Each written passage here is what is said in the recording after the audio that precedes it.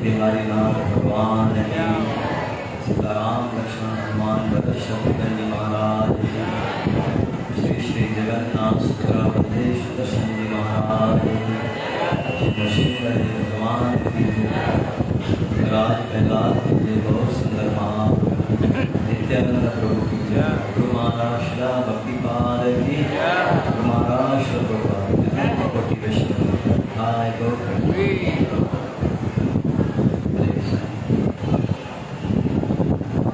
नमो भगवते वासुदेवाय, नमो भगवते वासुदेवाय।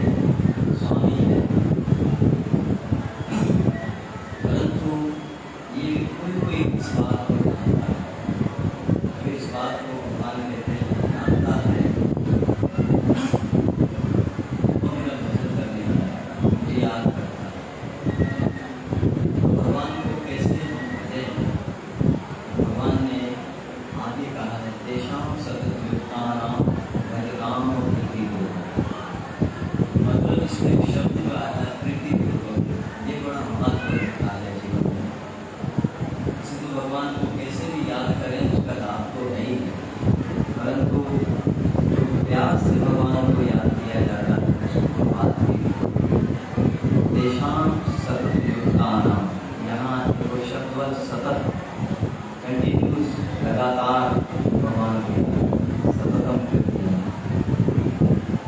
सतत तेषां सततयुक्तानां, युक्त मतलब जुड़ना भगवान के साथ, तेषां सततयुक्तानां यथाम प्रतिपूर्वकम, फिर भगवान यथाम युक्ति होगा, फिर मैं बुद्धि देता हूँ, अन्येन माम ज्ञानति ते, वह मुझे प्राप्त कर सकता है, कर लेता है।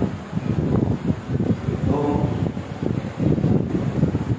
जो भगवान के प्यारे भक्त होते हैं, सदा भगवान के ही आयामों में रहते हैं, भगवान के कार्य में रहते हैं। मच्चिता मर्दत प्राणा बोधयंत परस्पर, ये भक्त हैं जिसको वो भगवान की स्मृति कराते हैं, भगवान को याद दिलाते हैं। मच्चिता मर्दत प्राणा बोधयंत परस्पर, आपस में भगवान की चर्चा करते हैं, कथन कष्ट बात करते हैं, नित्यम दुष्यंति चरणों, रोज मेरी बात करते हैं।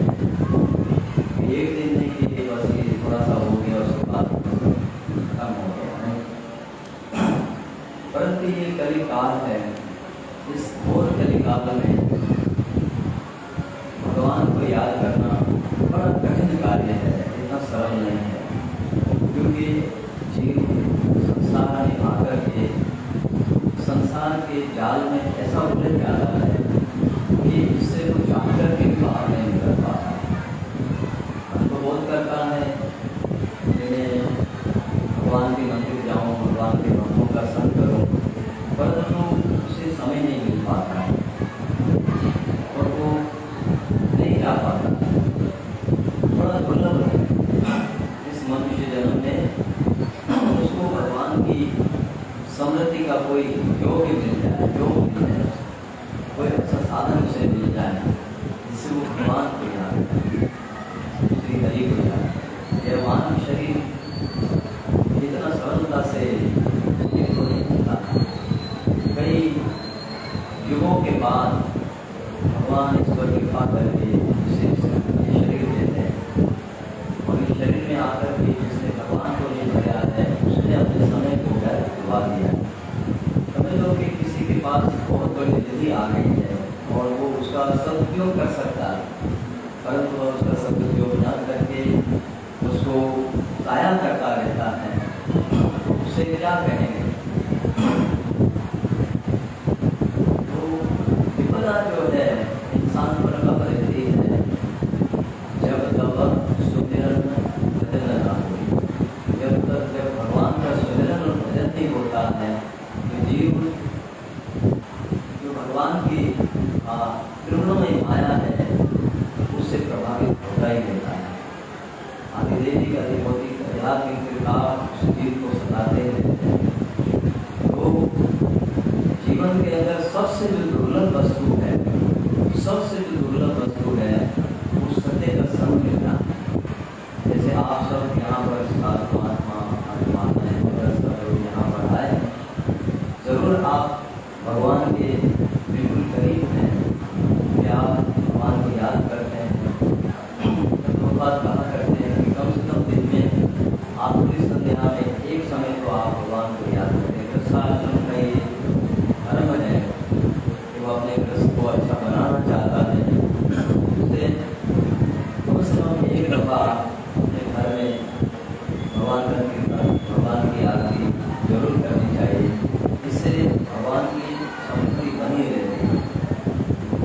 और ये लगातार कंटिन्यूस आगे तक चलना ये तो थोड़ा मुश्किल काम है, उसके लिए सत्य का संग बहुत जरूरी है। आप देखेंगे नैमिषारण्य के जो सारे ऋषि मुनि थे वे क्या मान रहे थे, परीक्षित को क्या सलाह दी गई थी कि आप क्या करें, तो उन्होंने क्या करना चाहिए। जैसे भगवान का है वो उनको क्या सलाह दी गई थी, क्या कहा गया था कि आप जाकर के क्या करें। भगवान के पास एक मूर्त था, परीक्षित ने कहा आपके पास, सुखदेव ने कहा परीक्षित आपके पास आ नहीं, लेकिन नैमिषारण्य के ऋषियों के पास 1000 था,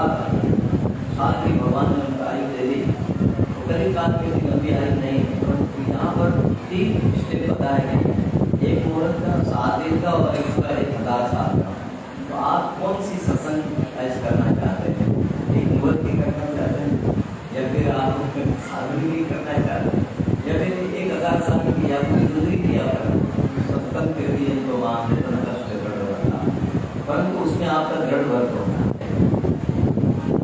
नमस्य दशमाम भक्तिया युक्त से विवास, मतलब असल जो चीज है वो भगवान की समृद्धि है। जैसे अभी 12 घंटे का कीर्तन हो रहा है, क्या इसका क्या अभिप्राय क्या है? भगवान की समृद्धि है, भगवान को याद करना।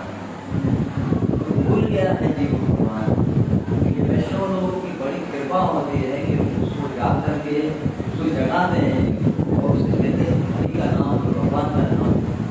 तो आपके पास समय बहुत कम है, टाइम कम है।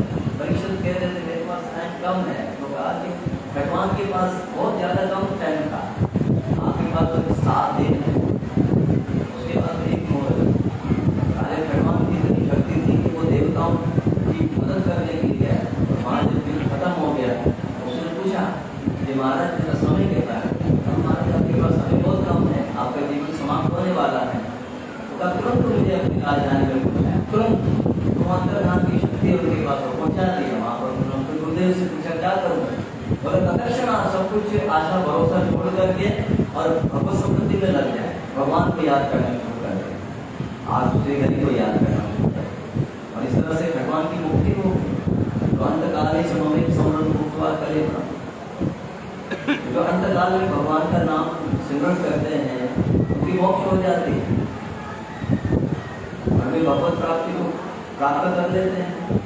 इसमें सबसे बड़ी मिसाल अजामिल की है कि वह अपने जवानी के बाद के जो जीवन का समय था वो सारा उसने विषय वासनाओं में गवा दिया, परंतु वो भगवान को कृपा करते हैं ना।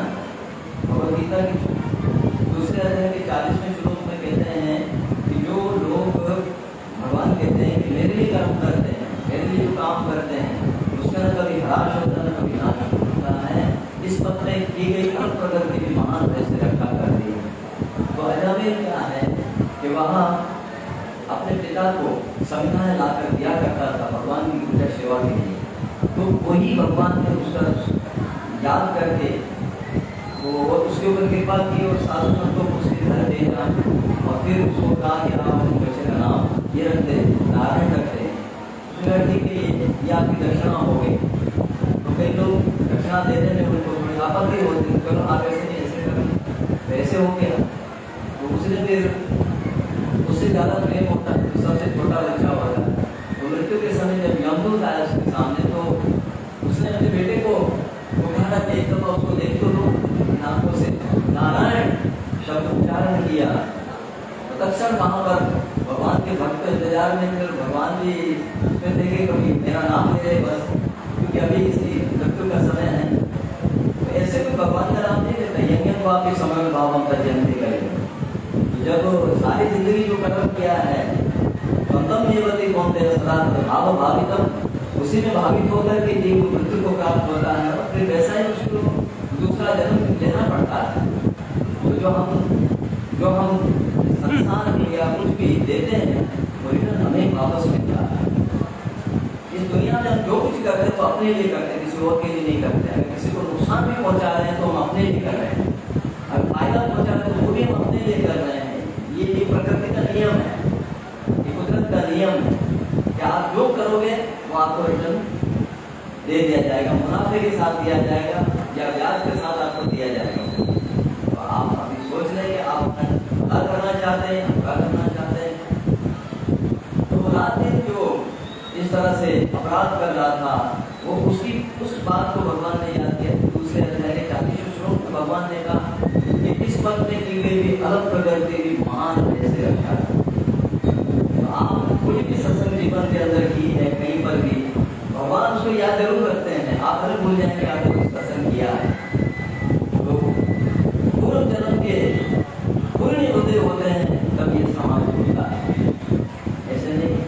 कई तीर्थ, कई पुण्य, कई यज्ञ, कई दान आपने किए होंगे तब जाकर के ये समाज जुटा है और आप लोगों को सत्संग का मौका मिला है। और वो व्यक्ति यहाँ पर है जिसके पुण्य उदय हुए हैं, बाकी लोग नहीं आ पाए यहाँ पर। बड़े भाग्यशाली हैं आप सब लोग। इसी प्रकार से उस आजादी कृपा की भगवान ने, और फिर पार्षद आया, कोई हमको आप हट जाए, आप भी ले जा सकते हैं इसको। उन्होंने कहा महाराज इसके बहुत सारे जो गवाह हैं, इसके कितने अपराध के, सूरज है, चांद है, दिशाएं हैं, हवा है, ये सब इसके दिक्पाल हैं, इसने कितने अपराध किए हैं। बोला कुछ भी किया है इसने उस समय में भगवान का नाम ले, इसके सारे अपराध खत्म। आज हम श्रीमद् भागवत के 28वें अध्याय में पढ़ रहे थे कि भगवान श्री हरि के चरण कमल वज्र क्या है, वज्र है। और वज्र जो है ना, वो जब भगत भगवान के वज्र स्वरूप उन चरणों को अपने हृदय कमल में स्थापित करता है, तो तत्क्षण उसके हृदय के पहाड़ के समान बड़े बड़े पाप भी तत्क्षण जल करके नाश हो जाते हैं। और भगवान की छोटे छोटे अपराध को तो क्या बड़े बड़े अपराध उसके तत्क्षण जला देते हैं। तो भगवान के चरण को वज्र चरण भी कहा है। जिस तरह से इंद्र किसी को मारने के लिए, जैसे वज्रासुर को मारने के लिए इस वज्र का जो है इस आयुध का निर्माण हुआ था। वज्रासुर कौन था? चित्रकेतु राजा था, और ये भगवान का भक्त था। बस इनको श्राप मिला माता पार्वती के द्वारा, और फिर बाद में राक्षस बन गया, परंतु राक्षस बन करके भी उसे भगवान की समृद्धि बनी रही। ये भगवान की बहुत बड़ी करुणा है। भगवान कहते हैं कि मेरे भक्त आपको सब जगह मिलेंगे, राक्षसों में मिलेंगे, विभीषण, वज्रासुर मेरे भक्त हैं, दैत्यों में प्रहलाद महाराज, बलि महाराज मेरे भक्त हैं, पक्षियों के अंदर आपको जटायु मेरे भक्त, गरुड़ जी मेरे भक्त मिलेंगे, और पशुओं के अंदर मेरा हाथी आपको मेरा भक्त मिलेगा, और अत्यंत लोगों में शिवरी नाम की बिल्ली और मेरी भक्त है। जैसे सब जगह मेरे भक्त हैं। आप कहीं पर तो वहाँ भगवान ये नहीं देखते हैं कि ये कौन है, ये कौन सा प्राणी है, तो भगवान उसकी आत्मा को देखते हैं। और ऊपर का जो फोक्स है, जो ऊपर वाला जो शरीर है, वो जो अष्टधा भिन्ना प्रकृति से जो बना हुआ है, वह शरीर हम देखते हैं। क्योंकि हम सब लोगों की जो दृष्टि है वो दो प्रकार से होती है। हम सब मोह के अंदर फंसे हुए जीव हैं, और हम जब आते हैं तो मोह और घृणा से पैदा होकर आते हैं। गीता जी भगवान कहते हैं कि जीव मोह और घृणा से पैदा होता है, मतलब कि नफरत से और मोह से, अपने बल से ये जन्म लेकर आया है। इसी कारण से ये बारंबार संसार के अंदर फंसा रहता है और भगवान की प्राप्ति की तरफ नहीं जाता है। क्योंकि हम लोगों के अंदर कहीं ना कहीं अंदर में किसी न किसी के प्रति देश भाव है, कहीं न कहीं किसी के प्रति लगाव है, प्रेम है। तो ये भाव जब तक ये दोनों चीजें रहेंगी तब तक हमारा कल्याण होना बड़ा गलत है। समहम सर्वभूतेषु न मे द्वेषो अस्ति रतिः, ये भजन्ति तुमां भक्त्या मयि तेषु च। तो मेरे जो भक्त हैं, भगवान कहते हैं, भगवान कहते मैं सबके ऊपर एक जैसी दृष्टि रखता हूँ, ना भी मेरा अपना प्रिय है, ना भी मेरा देश का पात्र है। ये भजन्ति तुमां भक्त्या, जो मुझे भक्ति से प्यार से बचते हैं, तो मैं तेरे वो मेरा है, मैं उसका हूँ। जिस तरह से भगवान अर्जुन के लिए अपने थे, तो इसी प्रकार से भगवान के प्यारे भक्त हैं, तो उनके प्रति भी उनका झुकाव हुआ, उनकी तरफ भी उनका झुकाव हुआ भक्ति का। जब वो राजसूय का कुछ समा बना, तो वो जब दिग्विजय करने अर्जुन निकले थे, तो एक भक्त थे जिन्होंने उनकी इस अर्जी को नहीं माना, नाम से युद्ध करें। तो भगवान श्री कृष्ण भी वहाँ पर गए थे युद्ध करने उनसे, उन भक्त से। और फिर क्या हुआ कि भगवान उसके रथ पर भी बैठ गए और अर्जुन के रथ को छोड़ दिया। तो अर्जुन ने कहा, प्रभु अगर आप मेरे साथ नहीं होंगे तो मैं तो कभी जीत ही नहीं सकूंगा, कोई युद्ध भी नहीं जीत सकता, इसलिए आप मेहरबानी करके मेरे रथ पर आप आइए। भगवान उनके रथ पे चले गए। इस तरह से दोनों भक्त बड़े प्रिय थे। और फिर भगवान को आखिरकार उस भक्त ने पक्ष के साथ मांग की और कहा कि प्रभु अभी आप यहाँ से लेंगे नहीं, आप कहीं किसी का पक्षपात नहीं, हम दोनों आपके बराबर भक्त हैं, आप दोनों का युद्ध देखिए। अभी अर्जुन हारने लगा तो भक्त ने कहा कि प्रभु प्रभु आप आइए, नहीं तो मैं तो आ जाऊंगा, उसमें आपका ही नाम होगा। भगवान आगे बैठ गए, सौगंध दी थी भगवान को कि भगवान आप किसी का पक्ष नहीं लेंगे, तो आपको सौगंध है। भगवान ने ठीक है।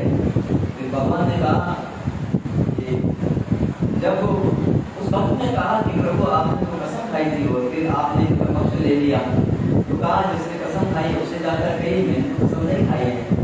तो भगवान तो डॉक्टर के साथ अलग थे, मगर उत्तर दे के इतर दे के भगवान को 2 स्वरूप धारण कर लिए भगवान ने। तो ज्यादातर मतलब अर्जुन का पक्ष भगवान ने लिया, परंतु वहाँ भक्त को मोक्ष देना था भगवान को। इसलिए अर्जुन को कहा कि अभी ये मेरी समृद्धि है, अभी आप इसे मार दीजिए, इसे अभी आप खत्म करें, क्योंकि ये मेरी समृद्धि में है, मेरे परम धाम को प्राप्त कर देगा। अर्जुन भगवान के कहने से, अर्जुन ने पहले मना तो किया, लेकिन भगवान के कहने से अर्जुन ने उसे उस शरीर से मुक्ति दी। फिर उनके परिवार वाले सब आए उनके पास। भगवान ने कहा मैं तुम्हें जीवन दान दे सकता हूँ, आप क्या चाहते हैं? कहा नहीं प्रभु, जिसने आपकी समृद्धि करते हुए अपने प्राण त्यागे, तो उससे बड़ी और क्या चीज़ हो सकती है। जिस तरह से जटायु ने भगवान की गोद में अपने प्राण त्यागे, तो कितना भाग्यशाली को जीता। तो भगवान कहते थे कि ये आमिष खाने वाला, ये मुर्दार खाने वाला, इसको मैं अपनी गोद में न लूँ। वहाँ तो भाग्यशाली कौन था? दशरथ राजा थे या जटायु था? दशरथ जी तो याद करें भगवान को, राम बोल करके प्राण त्याग करे। तो यहाँ जटायु को भगवान ने कहा, उसके ऊपर जब हाथ घुमाया तो जटायु को शांति मिली, उसके पास काट दिए गए थे। भगवान ने कहा कि तुम जाओ, मैं तुम्हें ठीक कर सकता हूँ। कहा प्रभु ऐसा मौका किसको मिलेगा और कब मिलेगा? जो आपकी गोद में अपने प्राण त्याग करेगा। और यही बहुत बड़ी करुणा और कृपा कर्ण के ऊपर भी भगवान को कर्ण ने कहा था कि प्रभु उस जगह पे मेरा दाह संस्कार करना जहाँ पर कोई अपराध नहीं हुआ। भगवान ने कहा, भगवान ने अपनी हथेली नीचे रखी और फिर इसके ऊपर भगवान ने कर्ण का दाह संस्कार किया। तो कर्ण कितना महान होगा आप सोचिए। और भगवान कर्ण से बहुत प्यार करते थे, परंतु वो अधर्म की साइड में था, इसलिए भगवान मुझसे बोल नहीं पा रहे थे, क्योंकि कर्ण भी भगवान से बहुत प्रेम करता है। कहीं कहीं कभी हमको ऐसा लगता है कि ये विलन है, ये भगवान की साइड में नहीं है। तो जैसे विषम पितामह का भी आप देखें, तो आखिर दम तक भगवान उनके सामने कहा कि प्रभु आपको उस वक्त तक खड़ा रहना है यहाँ पर, तो जब तक मैं ये शरीर न जाए। तो उन्होंने कहा कि अभी तक मेरी जो कन्या है वो कंवारी रही, ये प्रभु आज मुझे योग्य वर मिला, मैं उसके साथ इसका विवाह करवाना चाहता हूँ। तो कहा ठीक है, तो वो क्या है, कौन सी कन्या है जिसका वो विवाह करवाना चाहते? मच्चिता मदर प्राण, मच्चिता मदर प्राण। ये हमारी सोच है ना भाई, तो बहुत चंचल मन है, लेकिन मिनट के अंदर कहाँ कहाँ भक्ति है। तो आज योग्य वर मिला है और आज मैं इसका विवाह करवाऊंगा, आज इसके पीछे हाथ करने का मुझे मिला है। इतनी लंबी उम्र, इतनी मतलब इतना समय के बाद बता प्रभु आप वही अपना स्वरूप मुझे दिखाइए। जब आपको एक हाथ में चामों के लिए, एक हाथ में लगाम लेकर और अर्जुन के रथ को हाँक रहे हैं, और प्रभु आपका दुपट्टा नीचे गिर रहा हो, भैया रथ का उठाकर मुझे मारने के लिए दौड़ रहे हैं, ये स्वरूप मुझे दिखाएं, मैं अपना प्राण छोड़ूं। और इसी स्थिति के अंदर विष्णु पिता ने अपने दिल को शांत किया और भगवान के परम धाम चले गए। बड़े खुश नसीब को जीव होते हैं जिनके ऊपर भगवान कृपा करते हैं। तो भगवान पक्ष विपक्ष ये सब नहीं देखते, हम देखते हैं। हम देखते भाई ये तो विपक्ष का व्यक्ति है, इसको मुक्ति नहीं देनी है, अपने पक्ष वालों को मुक्ति देनी है, हमारे पक्ष वाले पांडव हैं उनको मुक्ति देनी है। तो कई ऐसे उनके पक्ष वाले लोग थे कौरवों के, जिनको भी भगवान ने मोक्ष दिया। तो कृष्णा के जो ध्यान में निमग्न थे, जो भगवान के ध्यान में निमग्न थे, उनको भगवान ने मोक्ष की प्राप्ति कराया। कहते कि टिटेरी थी कि वह टिटेरी उस महाभारत के युद्ध में उसके बच्चे जब नीचे गिर गए थे, उसने गुहार लगाई थी प्रभु से कि हे प्रभु यहाँ पर अब जंग होने वाली है और मेरे बच्चों को मैं उठाकर ऊपर रख नहीं सकती हूँ, आप मेहरबानी करके मेरे बच्चों की रक्षा करें। तो भगवान ऐसे करुणामय है कि एक हाथी के गले में से घंटा वो गिरा उसके ऊपर, सारे बच्चे उसमें महफूज हो गए और 18 दिन के बाद उनके पर आ गए और फिर वो एक हाथी की ठोकर से जब युद्ध खत्म हुआ वो उड़ करके वहां पर चले गए, यानी उस दरख्त के ऊपर की माता के पास चले गए। तो रण भारत में नौकरी का निराकार किया, वैसे करुणामय भगवान है। भगवान सबकी पुकार सुनते हैं, सबकी पुकार सुनते हैं। ये कहते कि नारी भगवान को याद करे, कोयल के सुर की तरह भगवान को याद करें। जैसे कि हमारे भक्त लोग यहाँ पर बहुत अच्छा कीर्तन कर रहे थे, सुबह से कीर्तन हो रहा है, अभी तक कीर्तन चल रहा है और आगे भी 2 दिन तक और भी चलेगा। बहुत ही आनंद का ये समय है, इसमें जो लोग आएंगे वे लोग पुण्य कमा कर चले जाएंगे और बाकी मेरे जैसे अभागे लोग हैं वो पीछे रह जाएंगे, वो कुछ प्राप्ति नहीं करना। अर्थात मैंने आपको इतनी सारी स्टोरियाँ बता दी है कि आपका दिमाग भी काम नहीं कर रहा है कि आपने क्या क्या बता दी हम लोगों को, परंतु हमारा एक ही मकसद है कि आपकी समृद्धि श्री कृष्ण की तरफ, भगवान की तरफ वो कैसे होगी। तो ये बहुत जरूरी है, कीर्तन का युग है ये, ठीक है, परंतु नाम का जो जप है, सिमरन है, उसको भी विसार नहीं करना चाहिए। ये श्री प्रभुपाद की करुणा और कृपा है जिन्होंने इसको न्यूनतम न्यूनतम न्यूनतम किया है, कम कम कम कम किया है। अन्यथा गौड़ीय संप्रदाय में चैतन्य महाप्रभु कहते हैं कि जो 64 माला नहीं करता है उसके घर में प्रसाद नहीं मिलता। जो 64 माला नहीं करता है मैं उसके घर प्रसाद नहीं मिलता।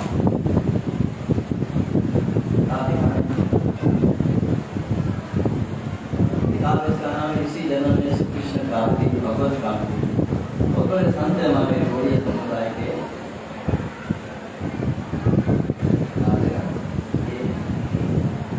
महाराज है, गोस्वामी जी महाराज के शिष्य है ये, और श्रील प्रभुपाद के वे गुरु भाई हैं। भक्ति सिद्धांत सरस्वती ठाकुर जी महाराज के ये पोते हैं, समझ ये पोते हैं अनुज जी महाराज। तो अभी तकरीबन 90 साल उम्र है और ये रोजाना 3 लाख नाम जप करते हैं भगवान, 3 लाख नाम करते हैं।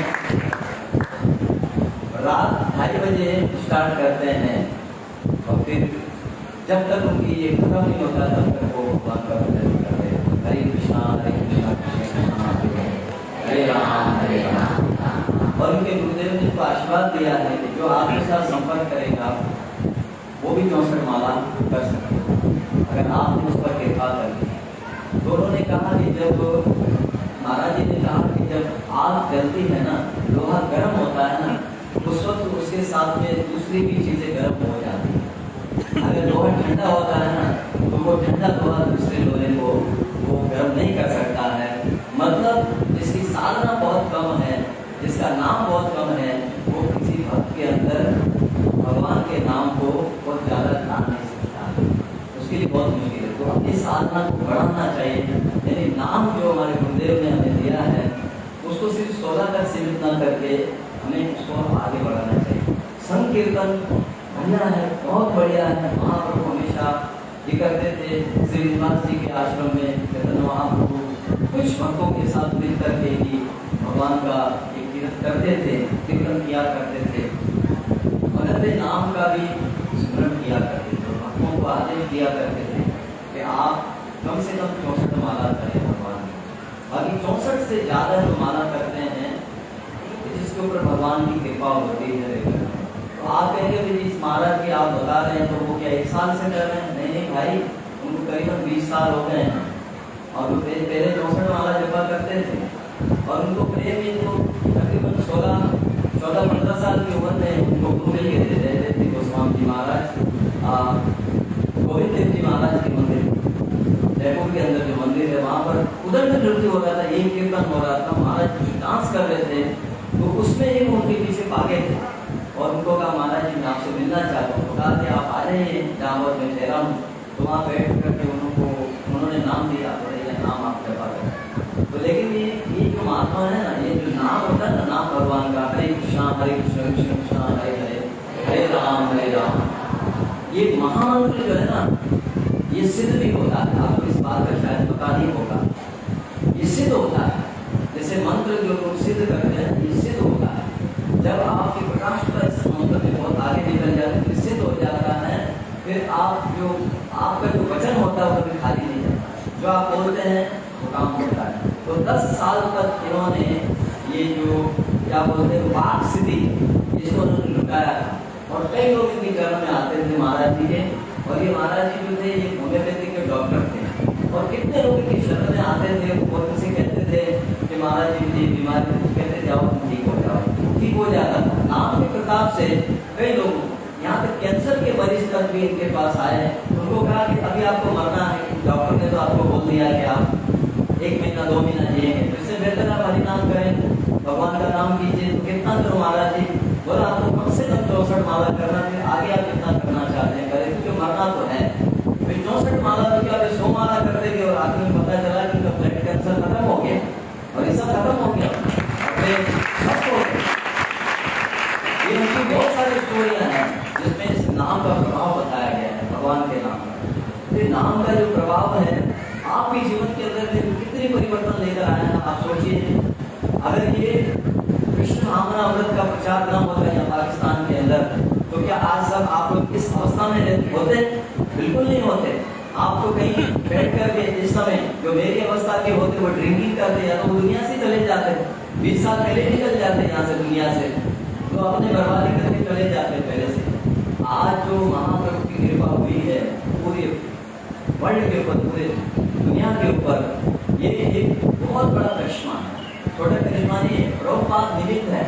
कौन प्रभुपाद निमित्त है? भगवान को ये प्रचार फैलाना है। अभी ये प्रचार 9,500 साल तक और आगे चलेगा। आपको पता है कैसी कैसी मूर्तियां दुनिया के अंदर आएगी। कहते हैं कि जो ये प्रचारक होते हैं, जो भक्त होते हैं ना, ये भगवान के भेजे हुए भी होते हैं। उनको खुद को भी पता नहीं होता है कि मैं वहां से भेजा हुआ हूँ। तो अनिरुद्ध जी महाराज को भी बताया गया कि आप कहाँ से आए हैं, तो गौरव वृंदावन से उनको यहाँ पर भेजा गया है नाम के प्रचार के लिए, भगवान के नाम के प्रचार के लिए। उनको पता नहीं था, लेकिन लोगों ने कहा कि महाराज जी आपको श्री कृष्णा ने इस दुनिया के अंदर भेजा है। और आज बहुत सारे लोग उनके साथ जुड़ करके बहुत सारी माला कर रहे हैं। इस्कॉन के भी बहुत सारे भक्त हैं जो 64 माला करके उनके साथ जुड़कर उनके करीब बैठ कर अनिरुद्ध जी महाराज के। तो मेरा एक रिक्वेस्ट प्रार्थना है सारे भक्तों से कि आप संकीर्तन जरूर कीजिए, लेकिन आप अपने गुरु महाराज की आज्ञा का भी उल्लंघन मत करें। और उनको याद रखें कि माला आपकी एक दिन बच जाती है, नहीं हो पाती तो दूसरे दिन उसकी पूरी करें। अगर दूसरे दिन नहीं होती तो तीसरे दिन उसको पूरा करके ही फिर आप जो है ना, आप शांति प्राप्त कर सकते हैं और उसको प्राप्त कर सकते हैं। धन्यवाद।